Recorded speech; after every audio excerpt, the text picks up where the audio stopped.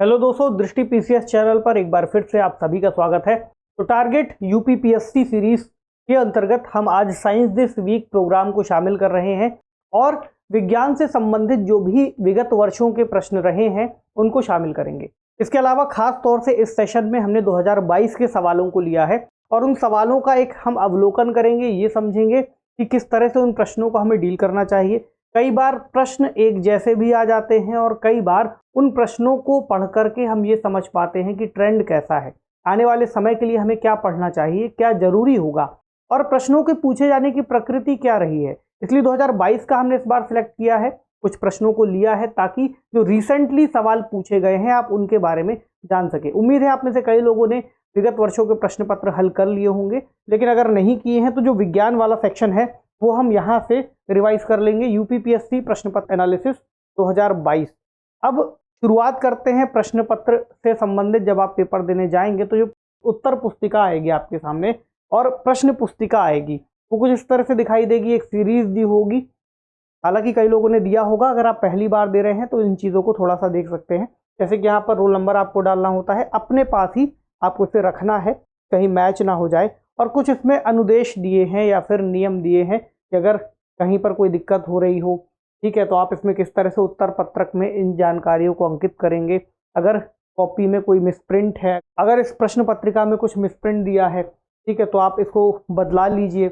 इसके अलावा अगर किसी तरह की आपको दिक्कत आ रही है वो आप पूछ लीजिए कि अगर आपको कुछ डाउट है। इसके अलावा इसमें सबसे जरूरी बात समझने की ये है कि गलत उत्तरों के लिए दंड निर्धारित किया गया है।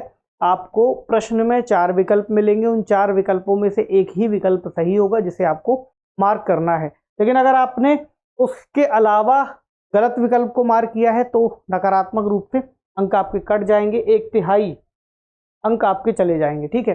दूसरा इसमें ये होगा कि अगर आपने एक से ज्यादा जो उत्तर है उनको मार्क कर दिया है तो उसको भी गलत ही माना जाएगा, भले ही उसमें से आपका एक उत्तर सही क्यों ना हो। लेकिन अगर आप इसे ब्लैंक छोड़ देते हैं, आपने कोई भी उत्तर मार्क नहीं किया है, तो फिर इसे नकारात्मक अंकों की सूची में नहीं शामिल किया जाएगा।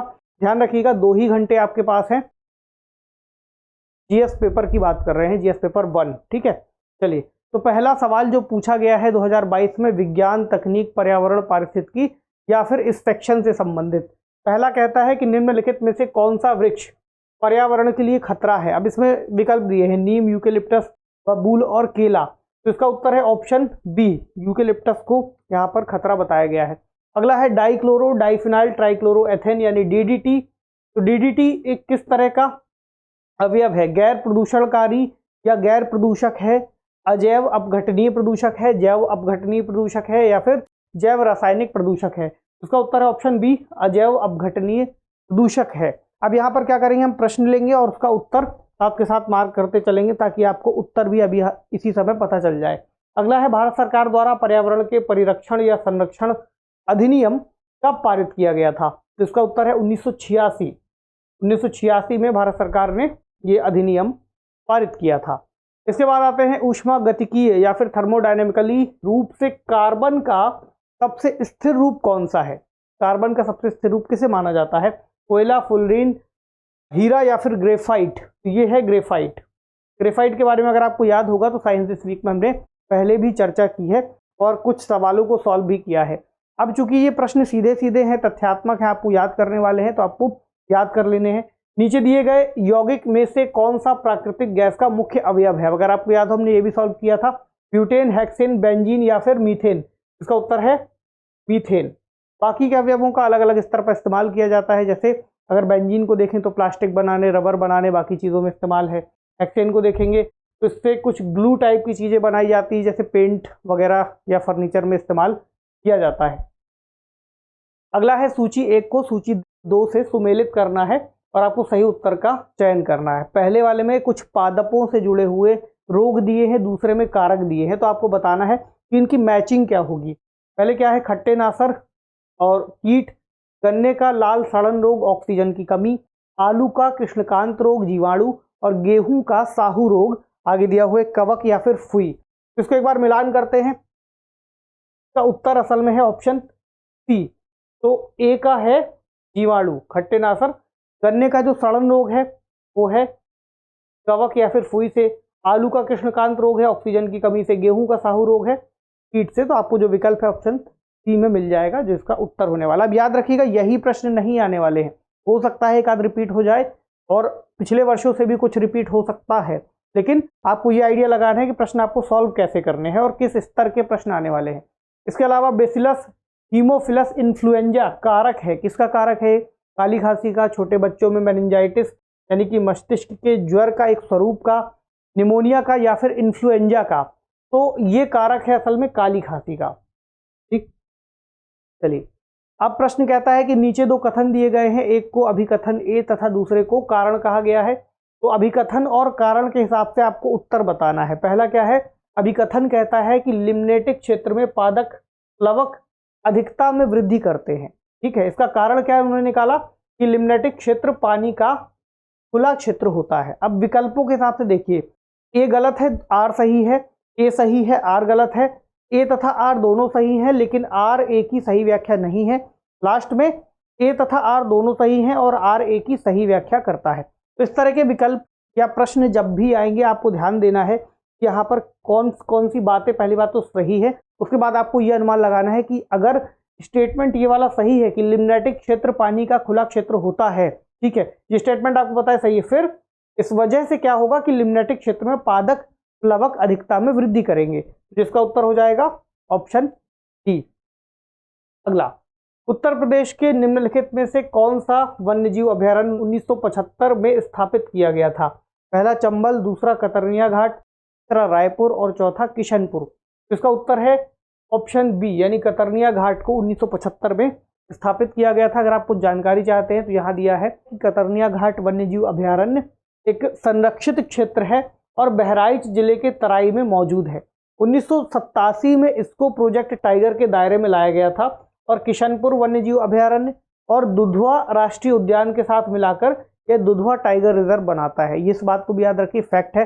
अगर ये पूछा जाए कि दुधवा टाइगर रिजर्व में कौन कौन से अभयारण्य मौजूद हैं तो आपको नाम पता हो। और फिर कतरनिया घाट की स्थापना 1975 में हुई थी। अगला प्रश्न है, प्रकाश रासायनिक धुंध में सदैव होता है, क्या होता है? फास्फोरस, ओजोन, मीथेन या फिर एल्यूमिनियम आयन। इसका उत्तर है ऑप्शन बी, ओजोन आपको प्रकाश रासायनिक धुंध में हमेशा ही मिलेगा। अगला एक और वैसा ही सवाल है, सूची वाला। सूची 1 को सूची 2 से सुमेलित कीजिए तथा सूचियों के हिसाब से फिर आप उत्तर बताइए। तो सतत विकास लक्ष्य एसडीजी गोल्स हमने पहले पढ़े हैं, कई बार महत्वपूर्ण होते हैं, इनसे सवाल बनता है। एक आपके सामने है, किससे संबंधित है ये दिया गया है, एसडीजी 10, एसडीजी 13, 14 और 15। तो ये आपको बताना है कि इसका सही उत्तर इनमें से क्या है। जैसे अगर आप एसडीजी 10 को देखेंगे तो ये रिड्यूस इनइक्वालिटी की बात करता है, यानी असमानताओं में कमी लाना। उसके बाद अगर आप देखें एसडीजी 13 क्लाइमेट एक्शन की बात करता है, यानी जलवायु परिवर्तन से जुड़ा है। एसडीजी 14 लाइफ बिलो वाटर की बात करता है, यानी कि जल के नीचे जीवन। और एसडीजी 15 लाइफ ऑन लैंड, यानी भूमि पर जीवन। इसके हिसाब से आपको उत्तर दिखेगा ऑप्शन डी। तो एसडीजी गोल्स याद कर लीजिएगा, यहाँ पर लिस्ट उसकी दे दी है, इसके हिसाब से आप एक बार देख लीजिए। जैसे एसडीजी 1 है नो पॉवर्टी, जो दूसरा है वो जीरो हंगर की बात करता है, भूख को मिटाना। तीसरा है गुड हेल्थ एंड वेलबींग। चौथा कहता है क्वालिटी एजुकेशन। पांचवा कहता है जेंडर इक्वालिटी। छठा कहता है क्लीन वाटर एंड सैनिटेशन। सातवां है अफोर्डेबल एंड क्लीन एनर्जी। अब इसमें इंपॉर्टेंट कौन सा हो सकता है? जैसे क्लीन वाटर की जब बात आएगी एसडीजी 6, रिन्यूएबल एनर्जी की बात आएगी एसडीजी 7। अब यहाँ पर 10वां पूछ दिया गया है, ठीक है। और 13, 14, 15 अपने आप में पर्यावरण के लिहाज से महत्वपूर्ण है। सस्टेनेबल सिटीज और कम्युनिटीज की बात आएगी, ये आपको 11 में मिलेगा। इकोनॉमिक ग्रोथ की बात आएगी 8वें पे है, ठीक है। इंडस्ट्री इनोवेशन और इंफ्रास्ट्रक्चर की बात आएगी 9 में है। और इन सभी के लिए अगर पीस एंड जस्टिस की बात करें तो 16 में है, और सभी के लिए पार्टनरशिप की बात करें तो 17 में है। तो आप इनको अलग अलग करके थोड़ा सा एक एक करके देखिएगा और बार बार याद कीजिएगा तो आपको याद हो जाएंगे। अगला है India state of forest report 2021 के मुताबिक निम्नलिखित में से किस राज्य ने पिछले 2 वर्षों में वन क्षेत्र में अधिकतम वृद्धि दर्ज की है? अब एक बार को लग सकता है कि कौन सा होगा, उत्तर प्रदेश के अंतर्गत पूछा गया, लेकिन वो विकल्प में है भी नहीं, तो उत्तर ऑप्शन डी है, आंध्र प्रदेश ने। अगला, किस देश में प्राकृतिक आर्सेनिक प्रदूषित जल मिलता है? श्रीलंका, बांग्लादेश, भूटान और पाकिस्तान। तो इसका उत्तर है बांग्लादेश। यहाँ पर प्राकृतिक रूप से जो आर्सेनिक मिला हुआ जल है वो लोगों को पीना पड़ रहा है। और कई सारे ऐसे क्षेत्र है, इस नक्शे में आपको दिख जाएगा कि आर्सेनिक की मात्रा जहाँ लाल रंग से जो क्षेत्र यहाँ मार्क किए हुए हैं वहाँ पर सबसे ज़्यादा मौजूद है, 80% से ज़्यादा। जो नीले रंग से हैं वहाँ 20% से कम, हरे वाले में 20% से ज़्यादा, 40 से कम, इस तरह से प्रतिशत दिया हुआ है। तो अपने आप में काफ़ी खराब स्थिति यहाँ पर बनी हुई। अगला, सल्फर ड्रग निम्नलिखित में से किस प्रकार की औषधि है? प्रतिरोधी है, पीड़ाहारी है, ज्वरनाशी है या फिर प्रतिजीवाणुक है? इसका सही उत्तर है ऑप्शन डी, यानी एंटीबायोटिक के रूप में कार्य करता है। हालांकि एंटीबायोटिक से जुड़े हुए जो रेजिस्टेंस हैं वो काफ़ी ज़्यादा बढ़ते जा रहे हैं। अगला है, निम्नलिखित में से कौन सा बायोमास ऊर्जा का स्रोत नहीं है? कोयला, परमाणु ऊर्जा, गोबर या फिर और लकड़ी? तो बायोमास ऊर्जा, तो इसका उत्तर आप मेरे ख्याल से आसानी से दे सकते हैं। इसका उत्तर है परमाणु ऊर्जा, जो बायोमास से संबंधित नहीं है। कोयला हो सकता है, गोबर है, लकड़ी है, किसी और तरह का स्रोत हो सकता है, लेकिन परमाणु ऊर्जा विकल्प के हिसाब से नहीं होगा क्योंकि बायोमास से प्राप्त नहीं होता। म्यांमार का पेगु योमा क्षेत्र किस खनिज का प्रमुख उत्पादक है? खनिज तेल, टिन, तांबा और चांदी? तो ये जो क्षेत्र है अपने आप में खनिज तेल के लिए प्रमुख उत्पादक के रूप में देखा जाता है और पेगु माउंटेन्स यहाँ पर मौजूद हैं। देखो चीवाला क्षेत्र है जहाँ पर ये खनिज तेल मिलता है। अगला, निम्नलिखित प्रकार के ऊष्मा इंजनों में कार्बोरेटर का प्रयोग किसमें किया जाता है? दोनों डीजल तथा पेट्रोल इंजन में, भाप के इंजन में, पेट्रोल इंजन में या फिर डीजल इंजन में? तो आपको सोचना है कि कार्बोरेटर से जो लगी हुई गाड़ियां हैं पहले आपने यूज़ की हैं, हालांकि आने वाले समय में या फिर अब हम कहें कि उस तकनीक को, यानी BS6 जो वाहन आए हैं उनमें, और BS6 का फेज 2 भी शुरू हो चुका है 4 व्हीलर्स के अंतर्गत। तो इसके हिसाब से पूछा गया है कि ये कार्बोरेटर कब था, तो ये मेरे ख्याल से BS4 तक आता था आई थिंक। तो यहाँ पर पेट्रोल इंजन में आपको कार्बोरेटर सिस्टम का उपयोग मिल जाता है। आज के समय में FI या फिर फ्यूल इंजेक्शन या फ्यूल इंजेक्टेड जो टेक्नोलॉजी है उसका उपयोग किया जाता है, जो कहीं बेहतर है कार्बोरेटर से। अगला है, केबुल लामजाओ राष्ट्रीय उद्यान निम्नलिखित में से किस झील में अवस्थित है? लोकटक में, डल में, वुलर में या फिर कोल्लेरू में? इसके बारे में आप लोगों ने कई बार पढ़ा है। केबुल लामजाओ नेशनल पार्क कहाँ है?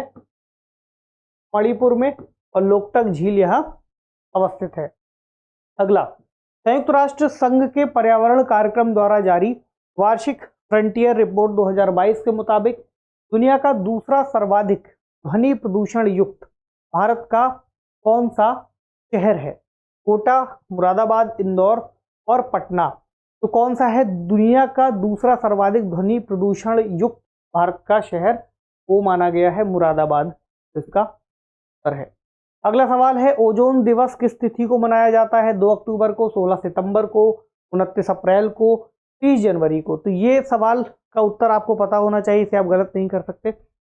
ये है 16 सितंबर को, क्योंकि किसी और परीक्षा में भी ये सवाल पूछा जा सकता है, दोबारा भी पूछा जा सकता है। वर्ल्ड ओजोन डे 16 सितंबर।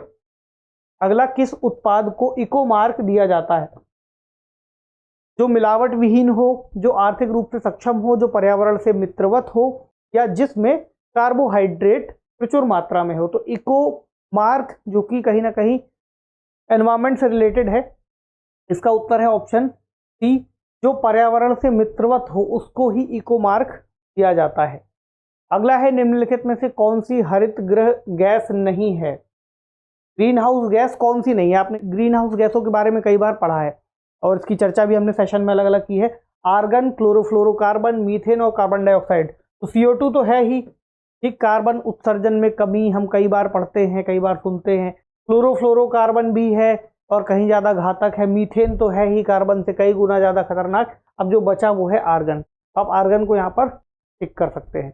अगला है, भारत के किस राज्य ने स्वच्छ जल एवं जल सुरक्षा के लिए देश का पहला digital water data bank aquarium का अप्रैल 2022 में शुभारंभ किया है? पिछले साल की चूंकि खबर है, फिर पेपर हुआ था तो उसमें पूछ लिया गया।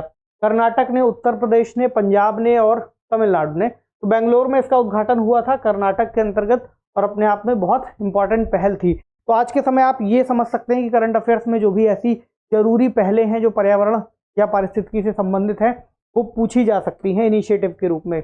अगला है, शनि ग्रह कि वायुमंडल में निम्नलिखित में से कौन सी गैस सबसे अधिक मात्रा में पाई जाती है।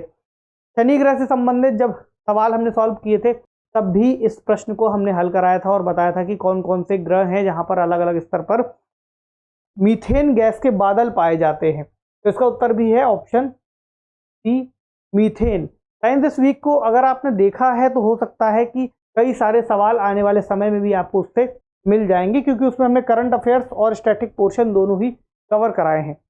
नहीं देखा तो जाके देख लीजिएगा। अगला है डेंगू बुखार निम्नलिखित में से किस मच्छर के काटने से होता है। अब डेंगू बुखार के बारे में पूछा है, याद रखिएगा, मलेरिया नहीं पूछा है। ये किससे होता है? एडीज से। कई लोग हो सकता है एनाफ्लीज मार्क कर देंगे। ये किससे है? इससे क्या होता है? मलेरिया। एक और नाम है क्यूलेक्स, ये जैपनीज इंसेफेलाइटिस का कारण बनता है।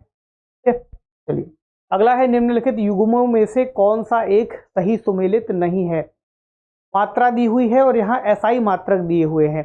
तो पहला है रेडियो एक्टिव पदार्थ की सक्रियता क्यूरी, दूसरा लेंस की क्षमता डायप्टर, तीसरा है ऊष्मा, सामने दिया है जूल, यहाँ पर है दबाव या दाब, आगे पास्कल। तो आपने याद किए होंगे साइंस जब आप पढ़ रहे थे 12th में या 10th में, तो ये सब तो सही है। डायप्टर लेंस की क्षमता को मापता है, ऊष्मा मापने के लिए जूल का इस्तेमाल होता है और दबाव के लिए पास्कल। लेकिन रेडियो एक्टिव पदार्थ की सक्रियता में आप कंफ्यूज हो सकते हैं, क्योंकि मैडम क्यूरी का नाम भी इस क्षेत्र में लिया जाता है, लेकिन ये है बैकरल या बैकेरल भी कहते हैं। तो हेनरी बैकेरल के नाम पे फिर इसको लिया गया है। तो इसका उत्तर ये है। चलिए अगला है सूची 1 को सूची 2 से आपको सुमेलित करना है।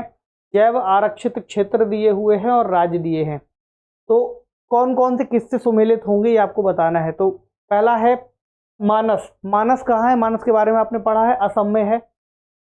दूसरा सुंदरबन। सुंदरबन आपको पता है कि आधा हमारे पास है, आधा बांग्लादेश के पास है, या उसके पास थोड़ा ज़्यादा ही है। नंदा देवी। नंदा देवी मध्य प्रदेश में तो नहीं है, इसको छोड़ दे, पचमढ़ी है मध्य प्रदेश में। और नंदा देवी के लिए एक ही विकल्प बचता है, उत्तर प्रदेश, तो इसको आप लगा सकते हैं। हालांकि ये इन्होंने ऐसा क्यों लिखा ये अपने आप में प्रश्न है, लेकिन इसका जो उत्तर आपको मिल जाएगा ए का तीसरा का ये ऑप्शन ई में का उत्तर दिया हुआ है। चलिए अगला है संपीड़ित प्राकृतिक गैस सीएनजी मुख्यतः बनी होती है। याद कीजिए, इसको भी हमने सॉल्व किया था। तो ये बनी होती है किससे? मीथेन से। सीएनजी का मुख्य अवयव है मीथेन। फिर अगर आप प्रोपेन और ब्यूटेन को देखेंगे, ये अवयव हैं एलपीजी के। अगला प्रश्न, अनुमति योग्य शोर के स्तर के संदर्भ में आपको सूची 1 को सूची 2 से सुमेलित करना है और इनके नीचे दिए गए कूट से सही उत्तर का चयन करना है। अब ये प्रश्न देखिए किस तरह से उन्होंने फ्रेम किया था। इसमें क्योंकि इतना तो कोई नहीं पड़ेगा कि आवासीय क्षेत्र में कितना शोर है, उस शांत क्षेत्र में कितने शोर को मान्यता दी है। इसमें अगर आप थोड़ा सा सोचते इस प्रश्न को पढ़ करके तो आप हो सकता है उत्तर तक पहुंच जाते। ऐसे भी आप सॉल्व कर सकते हैं। पहला दिया है आवासीय क्षेत्र 50 dB, शांत क्षेत्र 55 dB, औद्योगिक क्षेत्र 65 dB और व्यापारिक क्षेत्र 70 dB। तो अब आप सबसे पहले ये सोचिए कि औद्योगिक क्षेत्र एक ऐसा क्षेत्र है जहां पर शोर सबसे ज्यादा आपको सुनाई देगा। तो वहां पर सबसे न्यूनतम तो उसकी सीमा रखी नहीं जाएगी, जो सबसे अधिकतम हो सकती है शायद वो रखी जाए। जैसे औद्योगिक क्षेत्र के लिए अगर आप 70 dB को मार्क कर दें तो आपको इसका उत्तर मिल जाएगा ऑप्शन सी का चौथा। देखेंगे आप एक में ही है सिर्फ ये सी में, और यही इसका सही उत्तर भी है। इस हिसाब से अब आप समझ जाएंगे कि किस क्षेत्र को कितना मार्क किया गया है। तो औद्योगिक क्षेत्र के हिसाब से फिर 70 dB की लिमिट रखी गई है। चलिए अगला है दक्षिण पूर्व एशिया में स्थित बोर्नियो द्वीप के संदर्भ में कौन सा या कौन से कथन सही हैं। पहला है यह 3 देशों में विभाजित है। बोर्नियो द्वीप के बारे में न्यूज़ ऑन मैप सेक्शन में हमने कवर किया है, पूछा गया है। इसकी उत्पत्ति ज्वालामुखी निक्षेप के द्वारा हुई है। यहाँ पर जो स्टेटमेंट है ज्वालामुखी निक्षेप के द्वारा, ये गलत है। और जो पहला है 3 देशों में विभाजित है, ये सही है। तो इसका उत्तर है ऑप्शन डी। यहाँ आपको दिख जाएगा बोर्नियो में कौन कौन से हैं देश, मलेशिया, ब्रुनेई और इंडोनेशिया, 3 देश यहाँ पर आते हैं। चलिए अगला है निम्नलिखित में से कौन सा एक युग्म सुमेलित नहीं है। पहला दिया है नियोप्रीन विशिष्ट रबड़ है, एक्सपार्टेम संश्लेषित मधुरक, ऑक्सीटोसिन हार्मोन और रेयान रूपांतरित स्टार्च। तीनों जो शुरुआती 3 है ये सुमेलित हैं। चौथे वाले में कहा गया है रेयान, आगे है रूपांतरित स्टार्च, तो ये स्टार्च ना होकर के सेल्यूलोज है। रेयान जो रेशा है जिससे कपड़े बनाए जाते हैं, ज्यादातर कपड़ों में उपयोग किया जाता है, तो ये रूपांतरित स्टार्च का उपयोग नहीं किया जाता, इसमें सेल्यूलोज का उपयोग किया जाता है। ऑप्शन डी आप मार्क कर सकते हैं। अगला है सौर ऊर्जा को विद्युत ऊर्जा में किसके द्वारा परिवर्तित किया जाता है। सोलर से रिलेटेड जो भी सवाल है वो बनता रहता है, क्योंकि हर बार इससे जुड़े हुए कुछ ना कुछ हम इनोवेशन देखते हैं, कहीं कुछ स्थापित होता है, स्थापित होने वाले जो सवाल है कहाँ पर कितनी क्षमता या कितने मेगावाट या गीगावाट का हमने स्थापित किया है क्षमता, वो पूछा जाता है। इसमें क्या पूछा कि सौर ऊर्जा को विद्युत ऊर्जा में किसके द्वारा परिवर्तित करता है, तो जहां कोशिकाओं लिखा है बेसिकली ये सेल लिखना चाह रहे थे, तो शुष्क सेल के द्वारा, लेंज सेल के द्वारा, वोल्टेइक सेल के द्वारा या फिर फोटोवोल्टेइक, तो आपने पढ़ा है ना कई बार फोटोवोल्टेइक सेल के द्वारा। इसका उत्तर तो आप लोगों ने लगा ही लिया होगा। अगला है पृथ्वी का वायुमंडल निम्नलिखित में से मुख्यतः किसके द्वारा तप्त होता है, यानी बेसिकली पृथ्वी का जो वायुमंडल है किससे गर्म होता है। अभी हाल ही में हमने इस पर चर्चा की थी। दीर्घ तरंग स्थलीय विकिरण, प्रकीर्ण सौर विकिरण, परावर्तित सौर विकिरण या फिर लघु तरंग सौर विकिरण। तो जो सूर्य से आने वाला रेडिएशन है वो क्या कहलाता है, शॉर्ट रेंज। याद रखिएगा, कई बार कंफ्यूजन हो सकती है कि ये तो काफी दूर से आ रहा है, लॉन्ग रेंज होगा, लेकिन ये शॉर्ट रेंज रेडिएशन है। फिर जो सतह से वापस स्थानांतरित होता है या परावर्तित होता है और ऊपर बादलों के द्वारा, गैसेस के द्वारा रोक लिया जाता है, ये है लॉन्ग रेंज। तो ये बेसिकली गर्म किसकी वजह से है, जो वापस जाते टाइम रुक गया है, यानी दीर्घ तरंग स्थलीय विकिरण, ऑप्शन ए। चलिए अगला है हमारे द्वारा उपयोग किए जाने वाले ऊर्जा के अधिकांश स्रोत संग्रहित सौर ऊर्जा का प्रतिनिधित्व करते हैं। निम्नलिखित में से कौन सा अंततः सूर्य की ऊर्जा से व्युत्पन्न नहीं होता, मतलब सोलर एनर्जी से हम क्या नहीं इसमें से यूज करते हैं, सोलर एनर्जी से क्या नहीं मिलेगा, बायोमास एनर्जी मिलेगी, बायोमास उसी से ही एनर्जी ले रहा है। विंड एनर्जी पवन ऊर्जा में, सोलर ऊर्जा का अपने आप में रोल है, भूतापीय ऊर्जा पृथ्वी को गर्म करने में सूर्य की किरणों का इस्तेमाल है, नाभिकीय ऊर्जा इसमें नहीं है क्योंकि ये अपने आप में अलग तरह से कार्य करती है, यूरेनियम जैसे एक तत्व का इस्तेमाल किया जाता है और उसके अवयवों को मिला करके फिर हम इसका उपयोग कर पाते हैं, तो ऑप्शन बी। चलिए अगला है, नीचे दो वक्तव्य दिए हैं और एक को अभिकथन ए और दूसरे को कारण आर कहा गया है, मतलब इस तरह के भी कई सारे सवाल फ्रेम होते हैं। तो अभिकथन कहता है कि भूमध्य सागरीय जलवायु के क्षेत्रों में वर्षा शीत ऋतु में होती है। दूसरा कहता है कारण इसका ये बताया गया है कि गर्मियों में ये क्षेत्र शुष्क स्थलीय हवाओं के प्रभाव में रहते हैं। तो आपको बताना है, वही उसी तरह से फ्रेम है कि ए गलत है, आर सही है, आर सही है, ए गलत है, और ए दोनों सही है, लेकिन आर ए की सही व्याख्या नहीं करता। दूसरे में कहा है दोनों सही है लेकिन सही व्याख्या करता है। तो गर्मियों में ये क्षेत्र शुष्क स्थलीय हवाओं के प्रभाव में रहते हैं, ये वाली बात सही है। और भूमध्य सागरीय जलवायु की विशेषता है कि यहाँ पर शीत ऋतु में वर्षा होती है, तो ऑप्शन डी का सही उत्तर है। एक सवाल और ले लें क्योंकि उसके बाद पूरे हो जाएंगे। कोविड-19 के लिए दिया जाने वाला सिनोवैक कोविड-19 की वजह से चर्चा में था, खूब सवाल पूछे गए हैं। प्रोटीन उप इकाई, गैर प्रतिकृति वायरल वेक्टर, संपूर्ण वायरस का टीका और mRNA वैक्सीन। तो इसका उत्तर क्या है, ऑप्शन सी, यानी संपूर्ण वायरस का टीका।